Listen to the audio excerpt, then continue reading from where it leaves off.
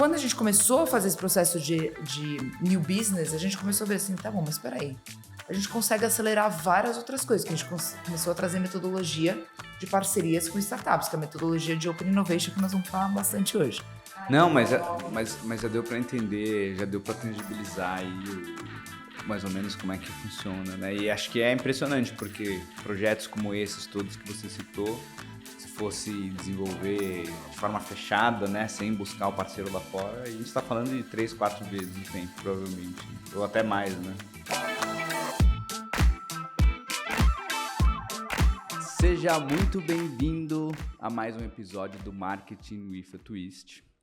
Meu nome é Mauro Palacios, eu sou o host do seu podcast. Hoje a gente vai falar aqui de inovação.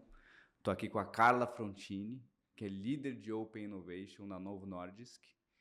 E ela vai contar um pouco pra gente da trajetória dela e como é que funciona essa coisa aí de inovação aberta, as diferenças entre inovação aberta e inovação fechada. Carla, muito obrigado por aceitar nosso convite, estar aqui conosco hoje. Começa contando pro pessoal aí que ainda não te conhece, né? Quem que é a Carla? Por onde você passou? O que você andou aprontando aí nos últimos anos? Muito bem. Bom, primeiro, obrigada, né, pelo convite. Muito legal estar aqui. Bom dia, boa tarde e boa noite, pessoal, para quem está ouvindo a gente. Então, eu sou mãe do Fernando, de 4 anos. Eu adoro começar contando, porque ele faz 100% parte da minha trajetória. E eu acho que ele fez um twist na minha vida, assim como alguns outros twists que eu tive na carreira, mas ele fez um grande twist muito positivo. Eu sou formada na área da saúde, mas eu nunca exerci uma carreira na área da saúde, eu sempre me interessei muito por bens de consumo. E assim que eu me formei, eu fui para a Danone. Na Danone eu comecei a construir uma carreira no comercial. No paralelo, eu sentia que vindo da saúde me faltava um business, eu não tinha tanto conhecimento. Eu decidi fazer uma pós-graduação, então eu fazia a GV, eu fazia o SEAG na GV. E eu tive uma oportunidade de me mudar para a Itália pela GV, então eu pedi uma licença não remunerada da Danone. Começou aí as minhas disrupções, eu acho. Eu fui a primeira analista na época a conseguir licença não remunerada, foi bem legal. Fui para a Itália, fiquei lá 6 meses estudando marketing, para também dar mais um temperinho. Voltei, quando eu voltei estava inconformada com aquela coisa de querer mudança, tal. Me formei, né, na pós-graduação, entrei de trainee na Unilever, fiquei 5 anos passando por diversas áreas, sempre no comercial. Então fui vendas, tirei pedido, morei em Natal, Recife. Eu era feliz e sabia, eu amava morar lá, era muito bom. Depois eu acabei voltando para São Paulo, cuidei de trade marketing, cuidei de parte de distribuidores, até que eu tive um convite para tocar um projeto, que era um projeto para mudar a forma qual a gente vendia determinados SKUs, determinados produtos, né? E daí a gente foi desenvolvendo o projeto e criou-se uma startup vinculada à Unilever. Então era um CNPJ 002 e eu estava como PMO desse projeto e eu comecei a me apaixonar por essa área de inovação e de relacionamento com startups, de metodologia. Eu lembro que na época o presidente desafiava a gente, falou assim, eu ouvi falar de um negócio chamado Squad, é tipo o que a Ferrari faz.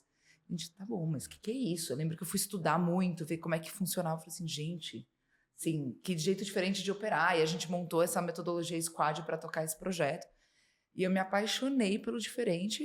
Como é que eu ia voltar para o tradicional de novo? Não dá, né? Não dá.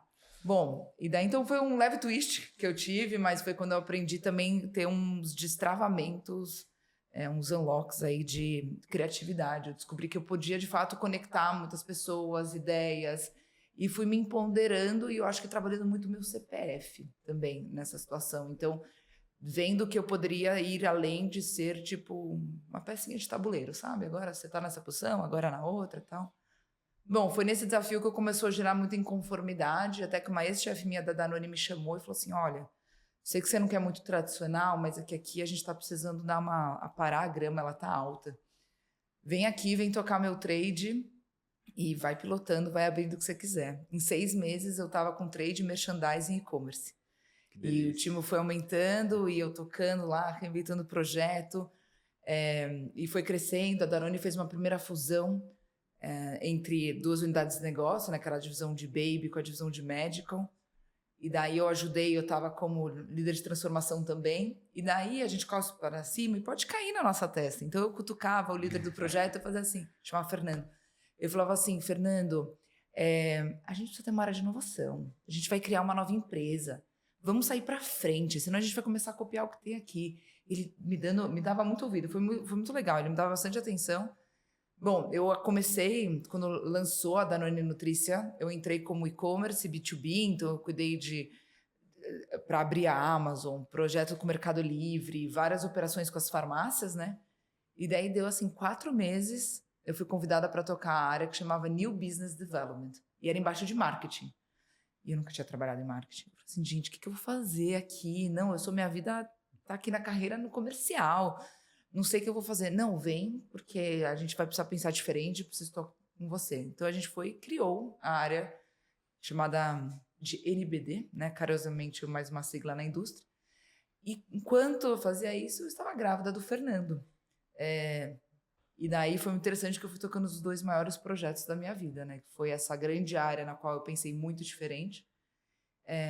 E também fazendo o meu maior projeto, o meu unicórnio. E deixa eu só entender uma coisa aqui para talvez seja a dúvida do pessoal também que está ouvindo. Quando a gente fala de New Business Development, quer dizer criação de produtos e não captação de novos clientes, né?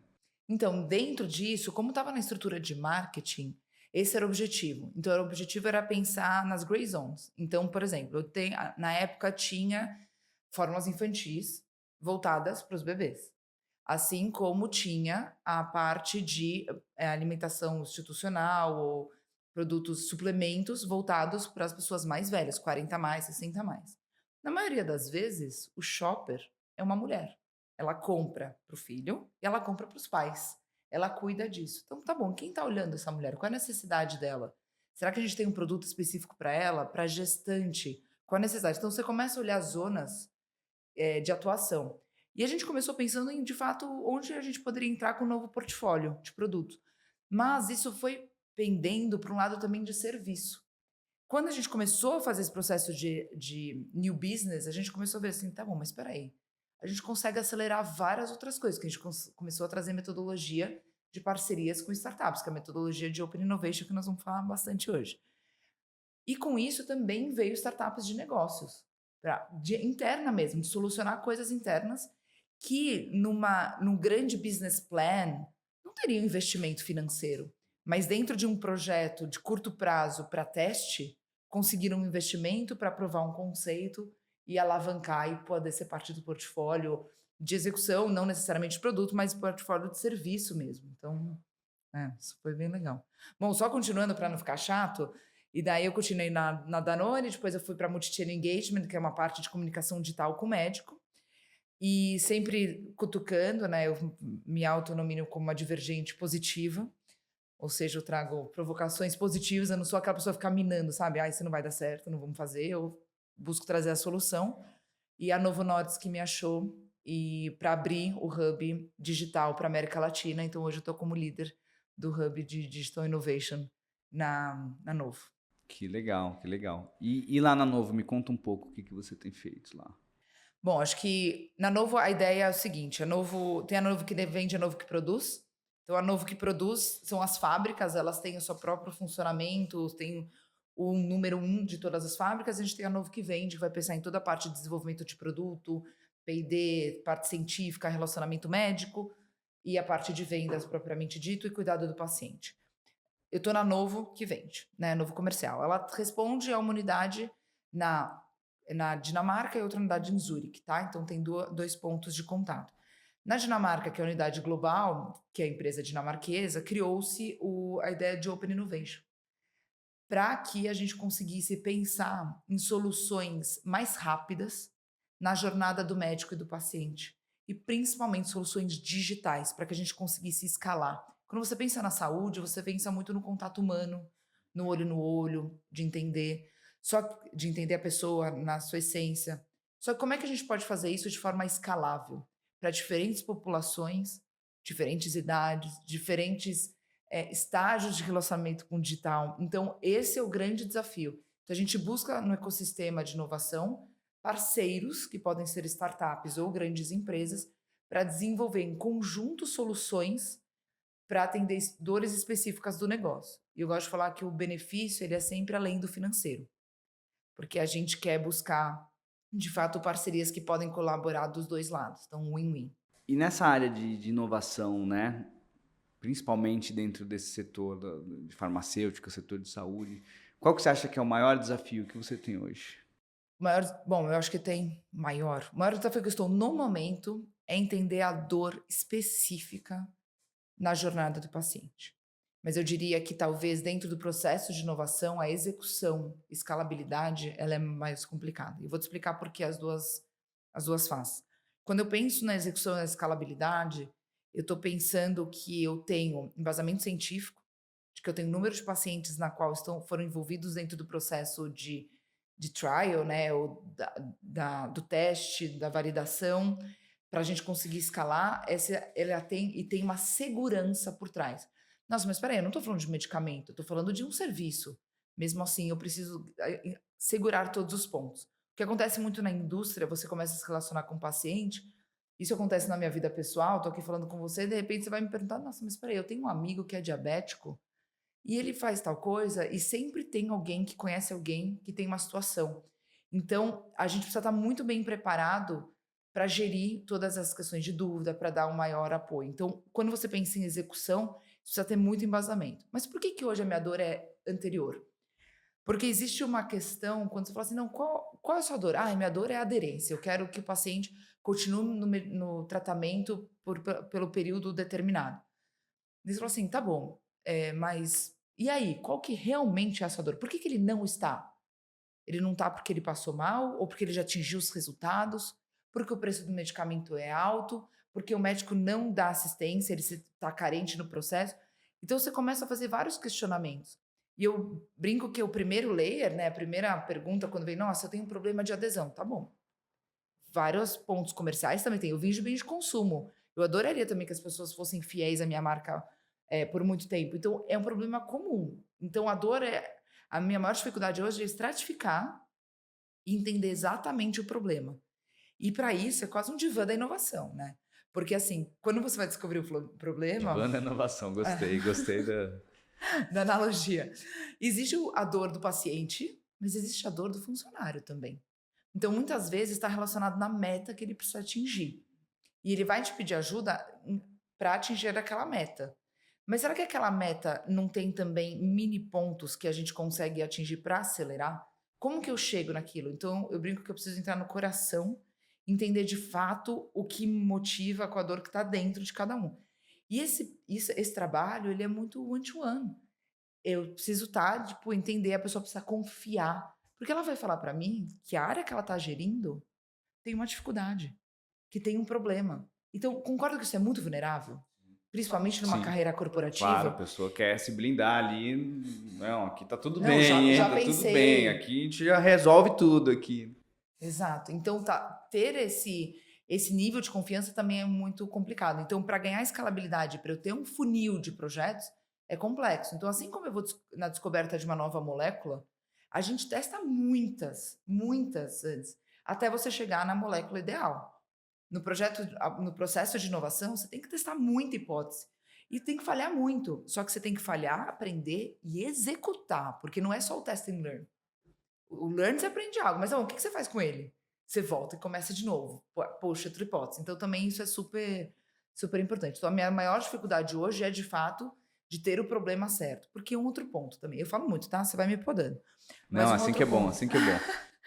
Um outro ponto também, quando muitas vezes a pessoa vem e fala assim, eu lembro quando eu entrei na Nova, falou assim, olha, você vem cuidar de soluções digitais, a gente pensou em ter um bot para os médicos. Eu falei assim, legal, e baseado em quê? O para quê? Não, porque muito importante, né? Legal. Você falou assim, tá bom, mas é sexy, queremos ter, é PRable, né? Dá para fazer um buzz ali. Ou de fato isso vai solucionar alguma dor? A gente vai ter volume, a gente vai resolver algum problema? O que o médico quer? Então, essa pergunta secundária, né, ela é muito importante. Tem uma frase que não é minha, que é bem clichê, que é que sem um quê de provocação não tem inovação. Então, esses questionamentos, eles são muito importantes para que, de fato, a gente chegue em algo, em algum problema, para achar uma solução que não é uma solução de prateleira. porque senão eu vou achar alguma coisa que é plug and play. Vem aqui, contrato, vendor, vai lá, né, fornecedor, faz isso aqui, segue os nossos termos e E pronto. tá tudo bem, né? Mas Existe esse modelo e claro, tem que ter, mas eu tô olhando contra a cultura, né. Eu tô puxando o não, então tá bom, pra que você quer isso? Onde a gente vai? Como é que a gente acelera? e conta pra gente aqui então, vou já trazer aqui para o nosso tema central de hoje, que é a inovação aberta, né? Começa contando pra gente o que que é a inovação aberta, assim, o conceito, né, a definição. Segundo o dicionário, brincadeira, eu não mas é o seguinte, a inovação aberta é quando você vai procurar porta para fora uma solução para o seu negócio. A solução aberta ela tem como princípios ser mais ágil, buscar conhecimento em outros que podem agregar para você. Eu gosto de pisar de bater na tecla que é benefícios além do financeiro, então tem que ser uma troca. A indústria tem que colaborar, assim como a startup tem que trazer para dentro algum conhecimento, velocidade, método agile, a gente colabora na maioria das vezes com escalabilidade. Então tem que ter essa troca. E ela é aberta, porque ela está aberta à construção, né. Então isso que é muito interessante, a co-construção. Então eu venho com uma problemática, eu busco uma possível solução no mercado e juntos a gente vai desenhar algo, né. Então essa construção de parceria. A inovação fechada, ela está muitas vezes baseada em pesquisa, né, eu não vou nem entrar no mote na questão de desenvolvimento de produtos, tá, assim, cientificamente falando, moléculas, eu vou pensar mesmo numa inovação muitas vezes interna, ela vem pensar numa dor, às vezes levantada em pesquisa, ou de saque, algo assim, que você internamente vai desenvolver, você usa seus recursos próprios. Tem a vantagem de você ter expertise dentro de casa, dos dados estarem todos dentro de casa, que dados é a palavra da vez, né, muito sexy, muito importante, mas os dados vão estar todos dentro de casa, você vai trabalhar.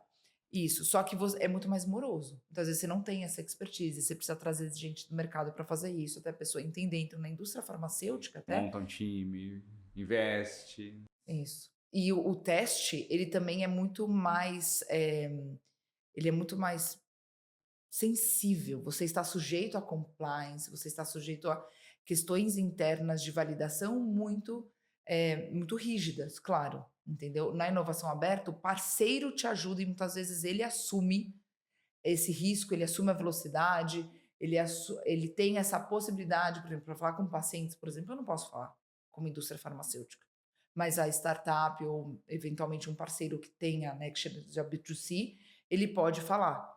Então ele acaba tendo essa velocidade e traz esse conhecimento através de dados anonimizados para a gente. Legal. E como é que funciona na prática a operação de um sistema de inovação aberta? Bom, o seguinte, posso te falar de forma geral, não necessariamente na indústria farmacêutica, tá? Então, acho que a primeira coisa que a gente tem que entender são os desafios que você tem internamente. Por quê? Porque isso precisa estar muito ligado na estratégia. Então, é muito interessante quando às vezes a gente pensa numa coisa que pode ser muito legal, pode ser tem um buzz, mas não necessariamente está linkado na sua estratégia. Por quê? Porque depois que você desenvolve todo o funil, e eu vou quebrar para você esse funil, quando você desenvolve todo o funil e dá certo e você prova, aquilo pode ser, nossa, que legal que vocês fizeram isso. E nunca vai ser implementado, porque não conectou a necessidade primordial, que era a estratégia da marca, da região, do país, né? Então, enfim, quebras infinitas corporativas. Então, isso para mim é o mais importante, tá? Então, tem que entender a estratégia, dentro da estratégia, mapear os desafios. Os desafios podem estar relacionados à dor do consumidor, podem estar relacionados à dor do business, que isso na inovação é muito legal também. Porque às vezes é sobre dar voz para algo, como eu falei no início, que não necessariamente está conectado, teria um investimento num business plan, em algo muito grande, né, num planejamento anual. Então você começa a falar assim: "Não, espera aí, se eu destravar isso daqui através de um parceiro, porque eu estou buscando uma solução, eu estou testando, traz valor", você consegue começar a acelerar, dores internas também, tá. Bom, desse processo, depois você faz todo esse challenge mapping, é muito interessante também trazer a parte de tendências. Então a inovação aberta, ela precisa também a área de inovação em si, ela está muito conectada para entender o que está acontecendo, porque é sobre fazer conexões. Então a criatividade, né, essa frase também não é minha, mas eu adoro, é sobre a velocidade de fazer sinapses entre os neurônios do conhecimento. como mãe, você como pai, a gente aprende um monte de coisa, a gente vê a criança se desenvolvendo. E a forma como liga é muito legal. Então uma coisa que eu gosto ai gente, desculpa, vou fazer um parênteses aqui, isso é um pouco, né. Não, Eu sou faça. criativa, eu não sou linear, tá, na minha fala, mas tem uma coisa muito interessante, por exemplo, quando você fala pra uma criança brasileira, desenha uma árvore, ela desenha verde. Uma criança do Canadá não desenha verde, ela desenha marrom na maioria das vezes. E assim você começa a construir parâmetros. Como que você disrupta isso? Como que você fala? Você sempre foi ensinado a fazer verde. Por que você não pode pintar de azul? Você queria ver azul. Então, é muito interessante como isso também a gente vai entrando em caixinhas. E a criatividade e a inovação, ela parte do princípio e fala assim: não, mas espera aí, se eu conectar esse ponto com aquele outro, talvez é uma coisa boa. Então, a tendência, ela ajuda a gente nesse sentido. Você vê o que está acontecendo, o que pode crescer, o que pode ser implementado, ou paralelos. Como é que uma edutech que está pensando em educação infantil pode me ajudar na educação médica? E eu sou, teoricamente, eu teria que olhar health techs, mas não, eu estou olhando edutechs, porque esse é o meu, essa é a minha dor, exato. Então você começa a pensar em coisas muito legais, em formas de usar. O WhatsApp no Brasil, eu sei que aqui no Peixe Público é chovendo no molhado, mas ele é muito forte. Quando eu falo para o pessoal da Dinamarca, eu falo assim, gente, a gente precisa ter uma solução, a gente precisa olhar. Quando o Brasil defende isso, né? Isso é muito uma estratégia do Brasil. Fica todo mundo, esse canal não. Não, esse canal sim. É onde está todo mundo. E também o legal, eu acho, da inovação é que existe a montanha, que é a indústria, existe Maomé, né? E a gente está tentando levar a montanha até Maomé, entendeu? Então, por quê? Porque eu preciso estar onde as pessoas estão. Eu preciso fazer o que elas estão fazendo. Então, a tendência, ela, junto com a estratégia misturada, a gente consegue chegar em novos projetos. E aí você começa a acelerar e testar. Só que novos projetos incomoda. Porque é muito bonito quando você olha da janela para fora e vê as coisas acontecendo, né. E tem uma coisa que é muito interessante, que eu brinco que é o processo de descatracalização. Eu lembro quando chegou as empresas de last mile, Rappi, iFood, começaram a rodar, eu estava com um projeto e a gente queria testar eles como um mecanismo de delivery. E eu cheguei para o meu time de compras e falei assim: "Gente, eu preciso então, fazer esse cadastro, e tal". "Não, mas por que você vai usar eles?". "Não, porque a gente quer testar". "Ah, não, me traz 3 fornecedores". Assim: "Gente, não tem 3 fornecedores, eu quero testar essa modalidade, tipo, é só um teste". Ele falou assim: Vem na janela comigo, olha ali, tá vendo esses laranjinhas? Então eu preciso testar isso para ver". Então é interessante. Por que a descatracalização? Porque quando a gente, né, no mundo na qual a gente trabalhava no escritório, a gente vive uma vida, a gente passa pela catraca e de repente todo mundo entra em silos. E a inovação aberta, ela também é sobre isso, sobre você conectar áreas, entender o business end-to-end, ver como é que você pode solucionar todos esses pontos. Então isso também é muito importante. Então é sobre essa disrupção na cultura, sobre essa provocação de pensar e de acelerar outros meios que às vezes são coisas muito básicas e que a gente esquece de trazer para a implementação do negócio. Isso é um negócio muito interessante, porque é muito parecido aqui, de certa forma, da nossa área aqui como agência, né? Que muitas vezes a gente tem que trazer coisas novas, tem que chacoalhar, né, algumas coisas da empresa, e a gente tem perfis de clientes aqui na agência muito diferentes, né? Em geral, startup, o cliente menor, é tudo mais fácil, mais simples, né? Quando você vai para uma estrutura maior, tem muitas catracas, né? E eu estava até lembrando de um projeto que a gente queria fazer, de uma campanha, e a gente precisava de uma ferramenta, e tinha uma ferramenta nacional que atendia a gente muito bem, só que a ferramenta não era homologada globalmente. Eu nunca vi isso. E os caras não deixaram a gente usar. Falaram, não, empresa suíça, bateu lá na Suíça e falou, não, essa ferramenta não pode. Tá, mas e aí? A gente não vai fazer o projeto? Então, não, tem que ser uma ferramenta homologada. Eles deram uma opção de ferramenta, que era uma ferramenta norte-americana lá, que era caríssima, não tinha 1/3 dos recursos do que a gente precisava. E a gente teve que fazer um projeto, assim, provar por A mais B, uma tese, quase um TCC, para explicar que, olha, isso aqui que vocês estão sugerindo não funciona. Por favor, homologuem essa ferramenta brasileira aqui, pelo amor de Deus, porque a gente precisa disso para fazer essa campanha. E era um projeto de CRM, né? E a gente tinha uma solução muito melhor aqui. E a gente teve que, assim, deu mais trabalho eu convencer o pessoal lá da Suíça de que, tá bom, vai. Acho que a gente venceu eles até pela canseira um pouco, né? Convencer eles de que não tinha nada de errado com a ferramenta brasileira, era uma ferramenta super utilizada aqui, e segura e dentro daquilo tudo, do que efetivamente rodar o projeto, né? E é isso, então eu imagino que deve ser um grande desafio também, né, nessa área de inovação, ter que vencer essas catracas. Muito. Nossa, e porque as catracas, elas são impostas por pessoas, silos, culturas, né. E para mim você precisa entender muito bem o que tá por que que aquilo foi criado. Então, às vezes, os processos, eles também ajudam, de fato, a que você ganhe escalabilidade, segurança. Então, tem que ser respeitado, claro. Uma coisa que eu gosto muito de fazer, né, a gente fala sempre muito da parte, de legal, né, de compliance e tal, mas eu gosto muito de trazer eles desde o começo. Olha, esse aqui é a nossa situação, esse é o nosso problema. A gente vai começar a achar uma solução. E eles entendem a dor e juntos, inclusive, propõem soluções. Então, trazer os parceiros desde o começo é super importante. As pessoas, ser humano, quando ele está engajado, ele se sente parte da solução, a pessoa dá muito mais energia do que se você chegar, só prova isso aqui para mim. Por quê? Tipo, por que que você não fez todo o é normal, por que que você desculptou esse não desculptou, né, mas porque você foi contra, praticamente é isso. Então isso é muito legal, mas eu entendo, e olha que como é interessante também isso na inovação. Você traz uma solução que ela não tem segurança, ela gera, medo, claro. Na farmacêutica então, nossa, Imagina, né? o Tem impacto no alguns asteriscos a paciente mais. levemente. O impacto no paciente ou no médico, ele é muito crítico.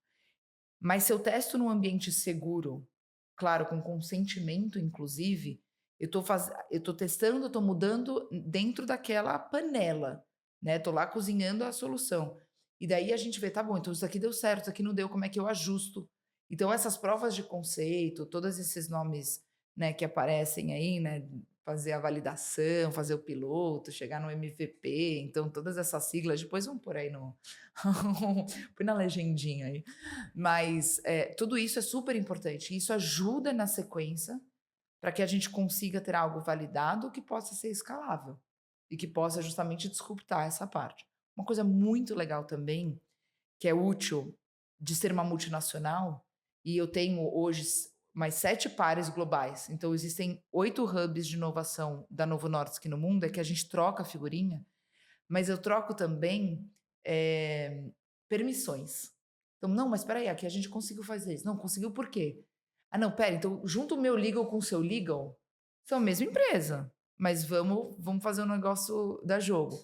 Ou mesmo troca entre outras farmacêuticas. "Mas espera aí, se alguém conseguiu, o outro também É consegue". quase um trabalho de advogado, né? Não, porque não, isso aqui já passou uma vez aqui, então tem, deixa eu pegar os argumentos daqui que vai funcionar, né? É, também.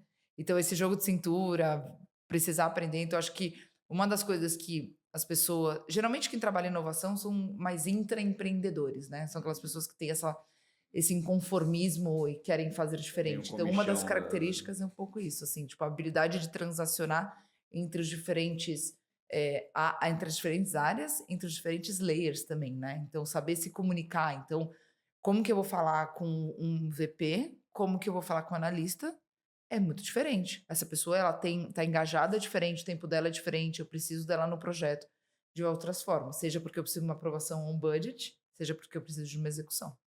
tem que ser muito bom de relacionamento, não adianta só ser criativo, né? E muito bom. E um projeto desses de inovação, né? Você falou que tem ali todas as etapas. Quanto tempo leva, mais ou menos? Só para ter um. Uma noção? Eu acho que Em média, diria né? A gente sabe que tem projetos, né? sim, e depende muito da indústria também. Então, no bem de consumo, a gente consegue fazer muito mais rápido. Quando você vai para produto, é diferente de serviço também. Então, acho que tem as indústrias, né, variam, e quando você vem para soluções digitais ou soluções físicas. Então, se você precisa desenvolver algo tangível, né, de fato, ir lá por produto. Então, quando eu estava na Danone, por exemplo, a gente fez uma parceria com uma startup para desenvolver uma barrinha de cereal. Tá bom, quanto tempo demorou? Demorou acho que 7 meses, 7, 8 meses. Foi muito Super rápido. rápido, né? Foi muito rápido. E foi muito rápido pra Danone na época. Por quê? Porque quando a gente foi fazer todo esse processo, a gente foi encurtando algumas partes e achando parceiros que acelerassem também outras coisas. Mas você tem toda a fase de aprovação. Você tem a fase de teste, a gente fez teste com nutricionista para ver se isso estava balanceado, se teria market fit. Você faz teste de sabor, então você tem uma longevidade do funil que é para segurança, inclusive, né? Já quando você vai para serviço, ou muitas vezes soluções digitais, você consegue testar em um mês. Então a gente fez uma também parceria já com uma outra grande empresa para implementar para fazer uma co-construção, né, dos dois aí, uma collab quase. E a gente fez um teste digital, ficou um mês no ar, e a gente já começou a pegar várias coisas que davam certo e não davam certo. Então, nesses 30 dias de validação, você testa. Então, um projeto, eu acho que hoje na farmacêutica ele é muito mais lento, assim como muitas indústrias de saúde, né? Indústria de saúde eu falo porque você tem seguradora, você tem meio de pagamento, você tem hospitais, né? Você tem muitas pessoas, muitas formas do ecossistema. Mas por que é mais lento? Porque na maioria das vezes eu estou testando com pacientes. Eu preciso trazer aquela solução para o paciente e para isso o paciente precisa estar com enfermidade ou precisa ter o potencial de chegar lá e o teste ele é muito mais longo, né? Porque ele entra também numa questão de comprovação científica muito forte, tá? Respondendo friamente, eu acho que um processo ideal ele estaria talvez 3 meses de validação, 3 meses de POC, eu acho que é a média, né, onde você de fato vai testar isso no mercado para ver a implementação, fazer o teste aí do piloto para poder gerar a implementação. Daí você tem a fase anterior, né. A minha fase anterior, na Novo eu tive um gargalo de 3 meses de aprovação, porque a gente teve que fazer um risk assessment de TI para um dos serviços e não estava previsto. Então, assim, eu falei assim, nunca imaginei que fosse demorar 3 meses com TI. Então, você tem essas entraves. Então, desculpa, eu não consigo te dar assim, Não, demora 9 meses. mas já deu para entender, já deu para tangibilizar aí mais ou menos como é que funciona, né? E acho que é impressionante, porque projetos como esses todos que você citou, se fosse desenvolver de forma fechada, né, sem buscar o parceiro lá fora, a gente está falando de 3, 4 vezes o tempo, provavelmente, né? Ou Isso até mesmo. mais, né? Não, e o exemplo que você deu é maravilhoso. Esse exemplo que eu tive, um risk assessment que a gente teve que fazer, a gente estava dentro de um workshop onde saiu a ideia dessa solução digital, o Hub fez parte dessa construção e a gente estava com um dos nossos principais fornecedores, né? Então, na verdade, a gente buscou uma solução para plugar nesse fornecedor. E o fornecedor falou assim: olha, eu sei desenvolver isso que vocês precisam, só que eu vou demorar 2 anos. Eu falei assim: eu não tenho 2 anos, eu preciso disso mais rápido. Então, a gente acionou através do processo, né, de hunting de startups, de seleção, de teste, a gente selecionou uma startup para fazer o teste, para plugar com isso. Daí também teve todo o back-end aí, né, toda a parte dessa integração também entre a startup e esse fornecedor. Mas é um pouco disso, tipo, isso que não era nem interno, né, já era um fornecedor especializado. Quando vai para dentro, então, tem coisas que eu já falo, cara, não dá. Eu não tenho nem dev, como que dirá, tipo, né, conseguir fazer coisas ágeis. E a partir desses processos rola muitos M&As, assim, fez um projeto juntos, inovou e acaba rolando uma fusão mesmo? Ou em geral costuma ficar separado as soluções? Eu vou te responder de uma forma geral do mercado, Não, assim, exatamente. existe o M&A, existe o CVC, existe o CVB, então, tipo, Corporate Venture Building, Corporate Venture Capital, e é quando você vai co-construindo, quando você vai investindo, tem uma parte, né, do share daquela empresa e tal. A Novo hoje não tem esse olhar dentro das afiliadas, que a gente chama que são os países ou das regiões, mas existe a Novo Holding, que é uma entidade à parte, que olha com o objetivo de fazer compra mesmo, ou de fazer M&As, tá? Então existe essa possibilidade, mas dentro da Novo ele está numa alçada muito maior, é uma coisa muito mais complexa. Empresas de bens de consumo, empresas de serviço tendem a fazer isso mais frequente, e empresas nacionais também conseguem fazer isso de uma forma muito mais ágil. Essa é uma tendência, eu não tenho muita expertise para te falar nisso, mas eu conheço pessoas que podem vir aqui para falar. Dentro do CVC, do CVB, tipo, o que de fato olha e como que é a saudabilidade, como que é esse investimento para eventualmente fazer um M&A e tal. As grandes corpos tendem a fazer menos M&A com esses, com pequenas... Sai do foco, né? Sai do foco, e acaba o problema que tem que ser extremamente conectado com a estratégia. E tem uma questão muito importante, é o ROI. O que é isso? O retorno do investimento da startup, muitas vezes, ele é longo. Você precisa de pelo menos uns 3 anos entre investir, aplicar um negócio, ser de fato testado e escalável. No E mínimo, com um baita risco, né? um baita risco. Você não tem um VP, tudo bem, você tem um VP 3 anos na cadeira, mas você não tem gerentes 3 anos na cadeira quase. Às vezes o turnover é muito mais rápido que isso. E daí, o que que acontece? A expectativa da indústria é que traga resultado muito mais rápido.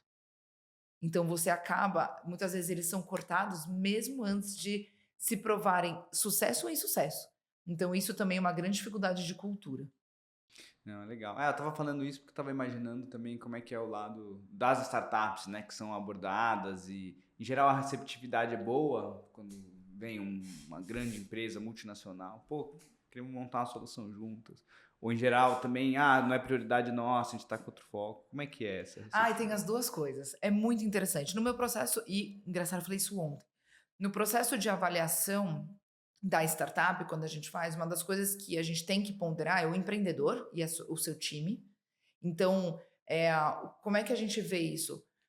É, da onde veio o empreendedor, qual é o tipo de visão de negócio que tem, para onde, qual é o willingness, assim, de querer fazer o business com a gente, de querer pensar junto e co-criar. O expertise de time e o foco, porque isso é super importante. Eu não tenho isso dentro da indústria, então eu preciso que a startup tenha também. E é também sobre pessoas, né? Então a gente olha muito isso, mas eu olho também os objetivos a longo prazo, onde quer chegar. Porque quando a gente busca, e principalmente na saúde, as startups estão mais maduras, elas demoraram um tempo para chegar lá para validar seu negócio, para conseguir a aprovação da Anvisa, muitas vezes, Sim, para sim. poder implementar. Então, quando você chega, ela já está com um business muito estruturado. E a gente vem e, como eu te falei, né? Não é plug and play. Eu não vou pegar aquela solução e Sim, colocar. vamos Eu, customizar uma coisa, vamos criar uma coisa nova, né? exatamente. E daí a startup fala assim, cara, mas eu não tenho energia. Foco, tipo, não é meu foco, eu não tenho nem dinheiro nem pessoas para fazer isso. Você me ajuda com isso? Então, às vezes, a gente pode contribuir com esse custo, quanto te custa uma pessoa a mais, quanto te custa esse serviço, então a gente paga para fazer esse teste. Ou ela pode ter isso, ou pode ter assim: olha, isso não é o meu momento agora. E daí tem que rolar essa franqueza dos dois lados.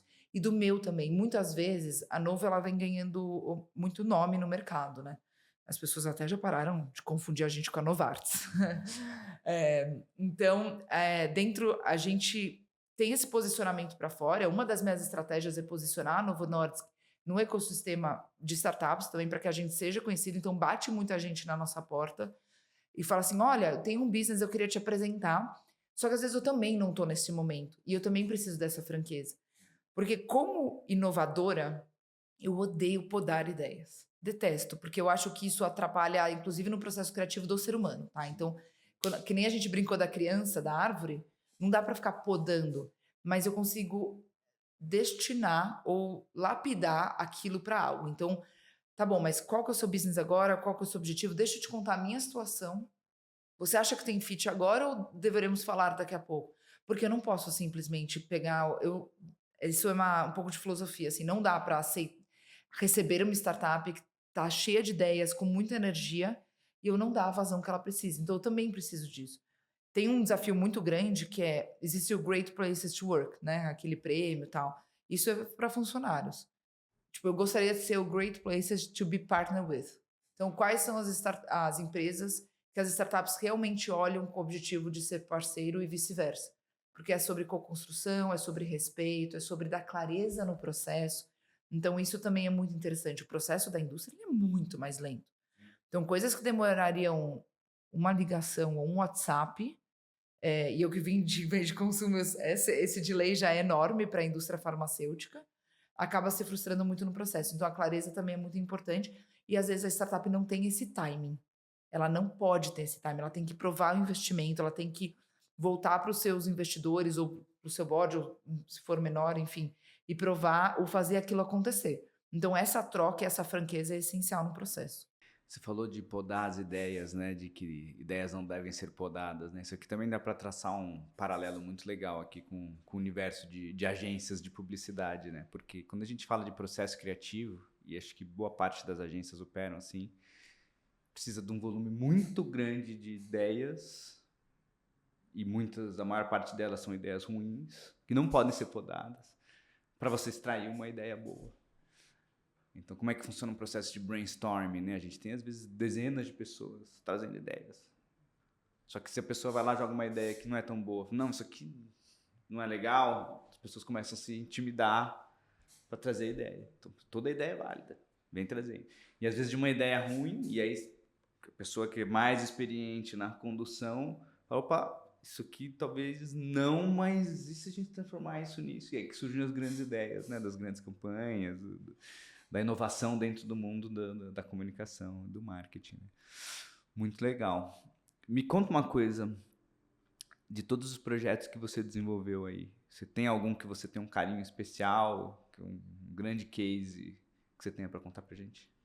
Eu acho que o carinho especial está diretamente ligado ao coração mesmo, né? E quando eu criei a UB, junto com todo o time da Unilever, claro, que é e-commerce Unilever Brasil, que foi quando eu dei o meu twist de carreira, mora no meu coração a ponto de eu acompanhar hoje em dia para saber como tá. Hoje já Legal. mudou de nome, já cresceu muito. É tipo um filho, né? É um É, filho que já se mudou, já se formou, já saiu de casa, mas não, é seu tá filho. voando, tipo, mas foi uma coisa para mim muito forte, porque eu envolvi muito, muito pessoalmente, foi um momento de carreira muito importante para mim, então o nível de dedicação, de provação, de expandir meus horizontes, isso foi muito e nasceu de fato algo que na época, inclusive, eu tinha era confidencial.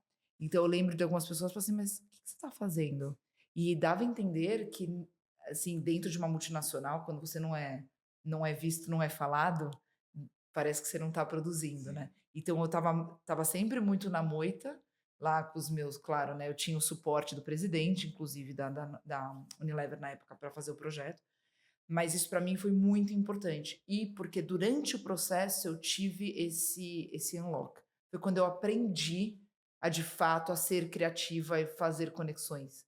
Então isso foi muito importante. E eu aprendi a partir daí a trabalhar meu CPF. Então, eu falei assim: "Não, espera aí, eu consigo coordenar a minha carreira". Então, para mim, é muito mais só do que o projeto que eu vi formando o que ele tem que formar, mas é sobre também todo, eh, o sucesso que ele teve, ou a importância que ele teve, mas também o que para mim significou. E no outro extremo aí, um projeto que deu errado, um Nossa, perrengue, tem um algum? É um. nossa, tem muitos, assim, eu acho que eu posso te falar de mercado e de concepção de ideia. Então, de mercado, esse caso das barrinhas foi muito interessante, porque a gente, sim, fez todo o projeto, era um negócio que estava dando, assim, se você pensasse no business, que a gente estava conseguindo ter um produto tangível, validado, nutricionalmente balanceado, que respeitasse todas as normas nutricionais, inclusive que a Danone exigia, era um negócio que assim, nossa, tipo, construção de marca, teste de embalagem, tudo. Foi para o mercado uma semana antes da pandemia, um mês. Já não lembro mais, mas foi recente. E ninguém prova uma barrinha de cereal online, tipo, pedindo, sabe, dentro do caos. Então, assim, e não deu tempo do produto ser testado e validado, tal. Então foi goela abaixo, assim, total. Então esse foi um case, muito muito significativo. Agora em termos de processo, tem muitos, assim, tem um muito bom. A gente, dentro dessas gray zones, mapeou uma oportunidade de um produto nosso que atuaria, com mães específicas. E só que a gente foi desenvolvendo o projeto, a gente testou, desenvolveu o produto, chegou a testar sabor, chegou a fazer um monte de coisa, teste com mães na época, ex-gestantes, né, porque era um projeto para gestante. E daí estava assim, estava lindo, estava redondo o business case. E daí a gente foi validar com a nossa parte medical, né, científica. Ela falou assim: "Não, mas espera aí, baseado em quais evidências científicas a gente vai sustentar isso?". E a gente não tinha evidências científicas, era uma hipótese. Na verdade, era tipo, uma das ações do medicamento poderia também servir, do medicamento não, perdão, é o hábito, do suplemento poderia servir, e daí ela falou assim: "Não, isso aqui não vai passar, isso aqui não tem jeito, a gente precisa fazer pesquisa científica demora pelo menos 2, 3 anos, tal". Nossa, mas foi um balde de água fria, e o pior foi que nessa época a gente tinha pessoas, de outras áreas nos projetos, era um projeto muito interessante, onde a gente pegava, voluntários ou pessoas que queriam inovar para tocar projetos diferentes. Então ela saía completamente da zona de conforto e tocava esse projeto do começo ao fim. Então era um processo de aprendizagem importante. E eu lembro que o owner deste projeto, ele ficou muito frustrado, muito. Então, para mim também foi um grande aprendizado nesse sentido de como setar expectativas, de quem precisa estar envolvido. Mas assim, eu lembro até hoje, eu olho e falo assim, eu queria tanto que existisse esse produto. É, muito bom. E deixa eu te fazer uma pergunta aqui, não sei nem se tem resposta para essa pergunta. Mas você acha que dentro dos conceitos aí de Open Innovation, o funil que você trouxe, né, as metodologias para fazer isso acontecer, você consegue ver aplicabilidade em outros setores? Por exemplo, uma pessoa de marketing queira aplicar conceitos de Open Innovation, ou pessoas de publicidade, agências. Tem alguma forma de tentar trazer isso para outros setores, além desse desenvolvimento de soluções? Nossa, muito. Existem pessoas que falam que o sucesso da área de inovação é quando ela não existir mais, porque tudo isso vai estar na veia natural de todas as áreas. Mas eu acho que é o seguinte, qual que é o principal, o que é o open? É você estar aberto para soluções de fora. Muitas vezes a gente está dentro da catraca. A gente ficou dentro do nosso silo e tenta produzir dentro daquilo. Quando você sai para conversar com pessoas diferentes, de outros setores, pode ser num bar, pode ser amigo do amigo, no churrasco, e você genuinamente se interessa por que aquela pessoa faz, e você entende, você começa a aprender algo novo. O aprender algo novo pode ser armazenado de uma forma, né? Como eu te falei, você armazena os neurônios. Para você fazer o processo de inovação é você fazer essa conexão. Então você fala assim, nossa, mas espera aí, se aquela pessoa fazia aquilo, como é que ela faz? Por que chegou nisso? O que não deu certo? E você começa a trazer isso para o seu dia a dia. A inspiração, ela vem muito quando a gente sai daquilo que a gente está na rotina fazendo sempre. A gente precisa ter essa quebra de pensamento, a gente precisa conversar com pessoas diferentes. Diversidade é sobre isso, é sobre você não concordar sempre e entender o outro lado. Por que ele é tão fundamentado? Então, isso é aplicável para todas as áreas. E a gente estava comentando no começo, né, que quanto que a maternidade me ajudou nisso. Porque 100% do que eu planejei deu errado. E eu tive que me readaptar e aprender e me ajustar a uma criança que me provoca diversas coisas diferentes e que inclusive faz um ajuste no meu tempo. Então, como que eu tenho que me reinventar sempre para poder atender a necessidade do meu filho perante aquilo que ele precisa? Então, se isso já me provocou, o que todas as pessoas podem provocar, diferentes culturas, religiões, políticas, enfim, gostos. Então, isso é muito importante. Então, todo mundo pode ter isso. E quando eu falo de fortalecer o CPF, é muito sobre isso. A gente muitas vezes está pensando no carreirístico, no CNPJ, o que que eu quero ser, qual que é o meu próximo passo, para onde que eu vou, o que que aquela pessoa que está acima de mim fez para eu fazer igual. Na verdade, não. Por que que você merece estar naquela posição diferente, seja para cima, seja para os lados? O que você quer fazer é porque você tem essa habilidade, só que essa habilidade só vem se você personalizar isso em você, no seu CPF. O seu CPF só é fortalecido se você de fato está conectado com tudo ao seu redor. Então, a minha provocação, eu acho, vá em eventos diferentes, converse com pessoas diferentes. Uma das coisas que a gente faz na Novo é promover a experiência. Então, a gente patrocinou o Web Summit do Rio nos últimos 2 anos, levando. A gente começou levando 18 pessoas, esse ano foram 35 pessoas que escolheram estar no evento, porque elas queriam ver coisas diferentes. E elas começam a abrir a cabeça e pensar em diferentes formas. Essa coisa de como os filhos ajudam a gente a pensar fora da caixa, né? E a gente se torna profissionais melhores. Eu até lembrei, a gente estava conversando aqui antes do projeto Filhos no Currículo, né? Se vocês não conhecem esse projeto, é um projeto muito legal, Incrível. vale dar uma pesquisada. Mas é maravilhoso isso, como coisas que teoricamente é isso, estão no nível de CPF, tem um impacto muito positivo dentro do universo profissional, vamos dizer assim. E você estava falando isso de buscar soluções fora, né? Eu lembrei aqui também num caso nosso, que foi muito interessante. Bem na linha do que você falou, já me ligou. Eu uma vez num jantar ali com amigos de outras áreas, né? A gente tem amigos, tem muito amigo engenheiro, né? E o pessoal falando de engenharia e de processo de engenharia, e eu tava com uma dor de processo aqui dentro que eu não conseguia resolver, porque é um monte de publicitário pensando no processo. A gente não tem essa skill tão bom quanto do engenheiro, né? E ali me surgiu um insight de trazer um engenheiro de produção para o meu time. Hoje minha líder de operações aqui é engenheira de produção e resolver uma série de coisas. E foi um insight que eu só tive se eu estou sentado numa mesa de publicitários, são publicitários trazendo um olhar publicitário da coisa dentro das suas vivências, né? E quando você vai para fora, você às vezes fala assim, por que não um engenheiro numa agência de publicidade? Deu super certo e nessa linha de buscar fora, né? Sem querer, sem pretensão de resolver um problema, e ali surgiu um insight. Acho que isso que é muito legal, né? Isso é muito gostoso, né? Quando você se permite, eu acho que tem que estar aberto também, isso é bem importante. E me fala uma coisa, você estava falando de carreira, né? De você querer onde você quer estar, né? Para cima ou horizontalmente falando. Aqui a gente tem na nossa audiência muita gente começo de carreira, né? Que está começando, principalmente dentro da área de marketing, publicidade. Que dica que você dá para quem está no começo de carreira? Ou até quando você também está contratando alguém para o seu time, que tipo de profissional você busca, tipo de skills você acha que tem que ter, sejam skills mais comportamentais ou mais técnicos. Mas se você tivesse hoje no começo de carreira, o que você privilegiaria e que dica que você dá para o pessoal que está ouvindo a gente? Tá, eu acho que Acho que engraçado, você trouxe 3 parâmetros, né?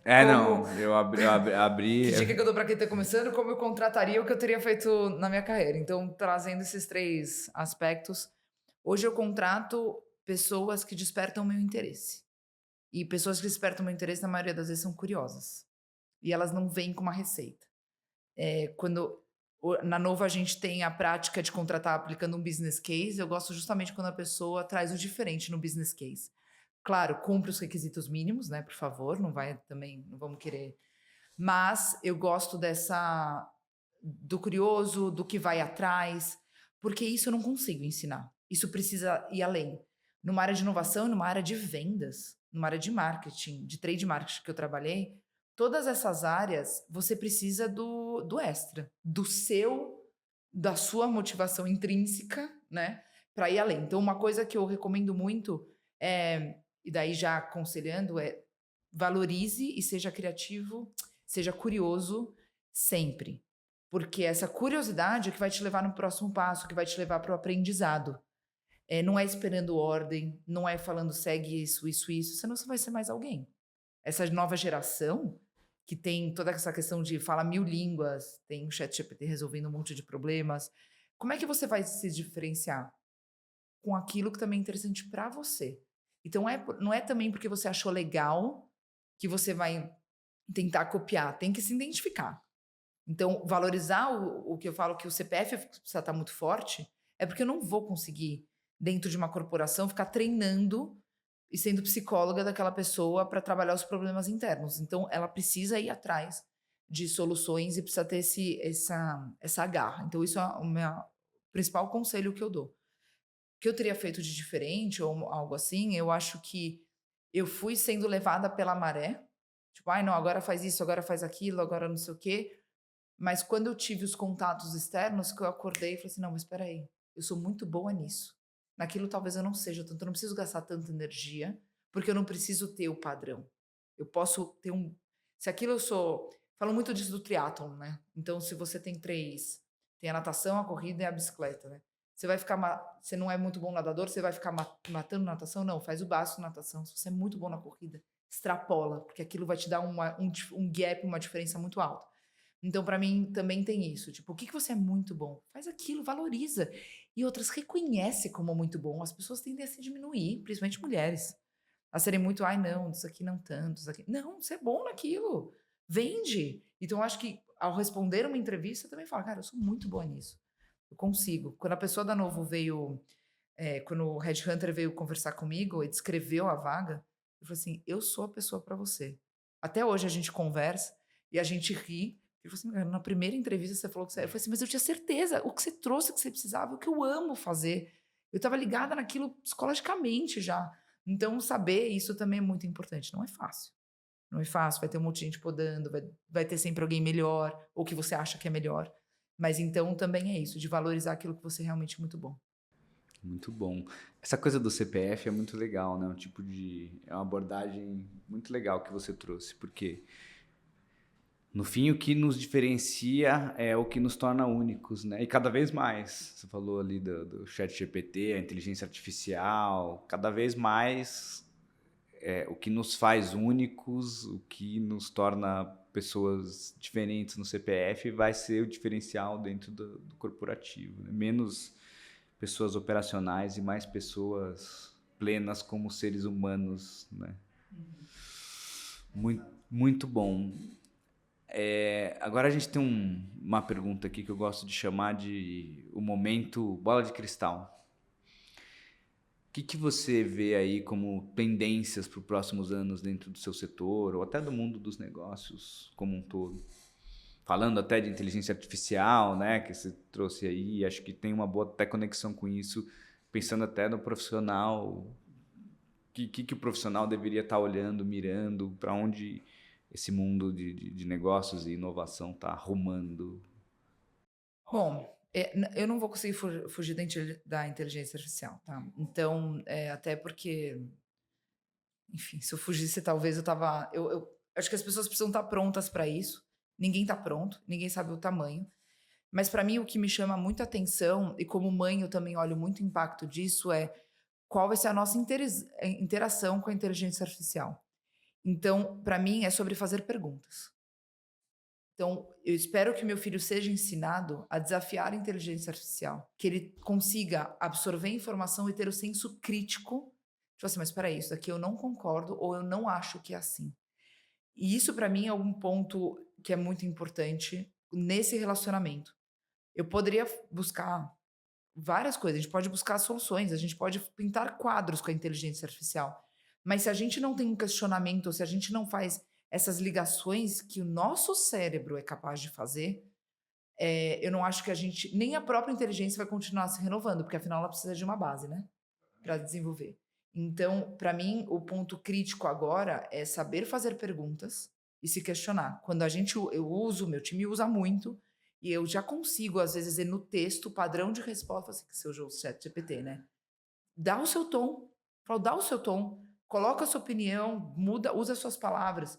Então, isso também é não deixar isso virar tipo uma rotina que diminua até a nossa eficiência cerebral, né? Vou fazer um link gigantesco aqui. Eu tenho uma avó de mais de 90 anos, né? Eu esqueci a idade dela agora, meus primos vão me matar.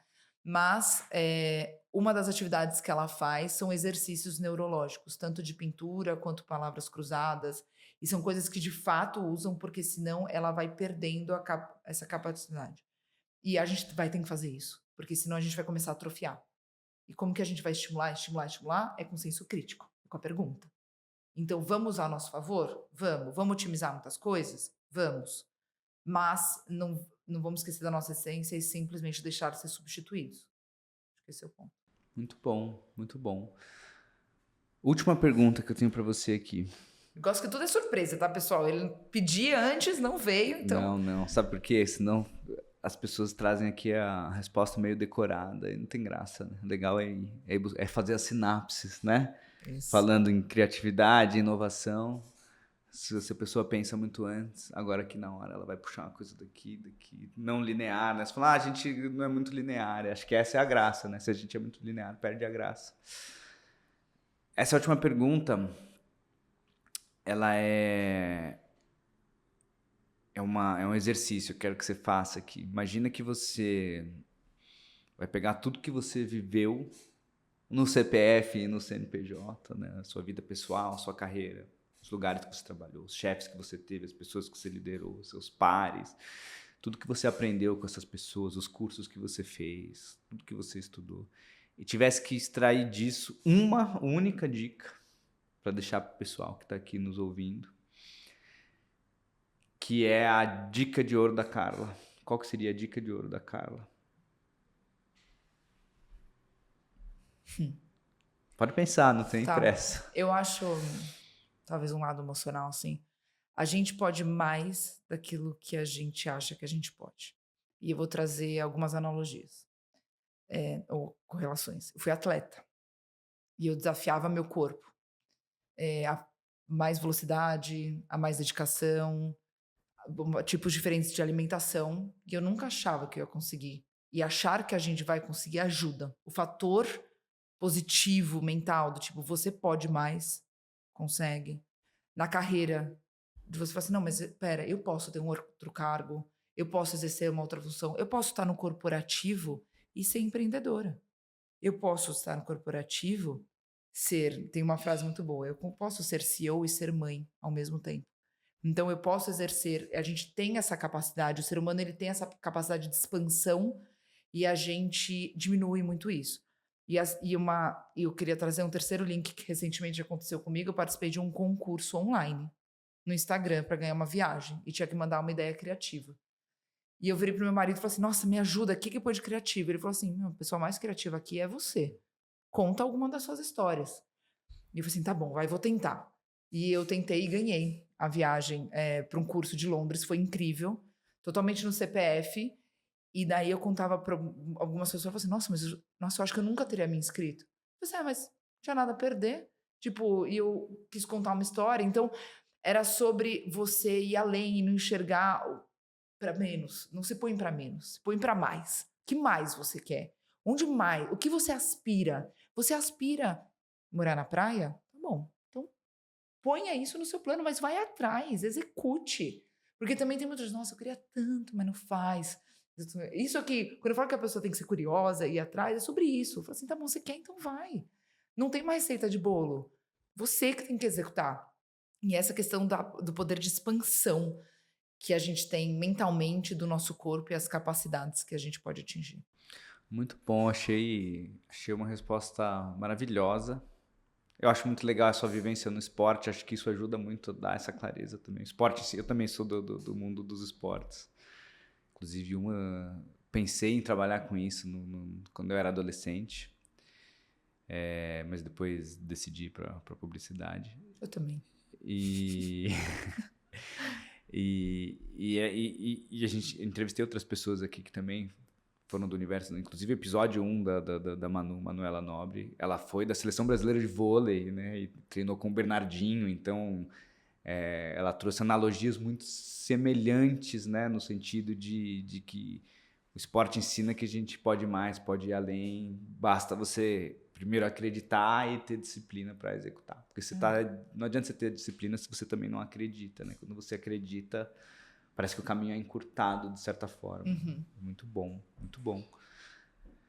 Carla, quer deixar algum canal seu pro pessoal? Se o pessoal quer ouvir mais da Carla, onde que te encontra? No LinkedIn, Instagram?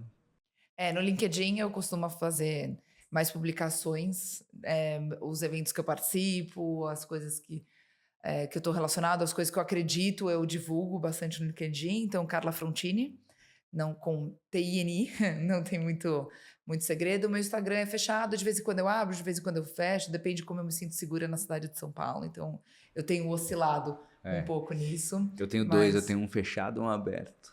Eu estou pensando tem uma cunhada que mexe com PR, ela está me provocando para esse lado. Eu estou vendo se eu tenho essa poder de expansão. Vamos ver. Muito bom. Foi um grande prazer. Obrigado pela aula aqui. Conhecia muito pouco sobre Open Innovation, já conheço um pouquinho mais. Vocês estão aí ouvindo até o final. Espero que tenham gostado bastante. Tenho certeza que gostaram. E é isso. Até a próxima. Até a próxima. Obrigada a todo mundo por ouvir até agora. Tchau, tchau.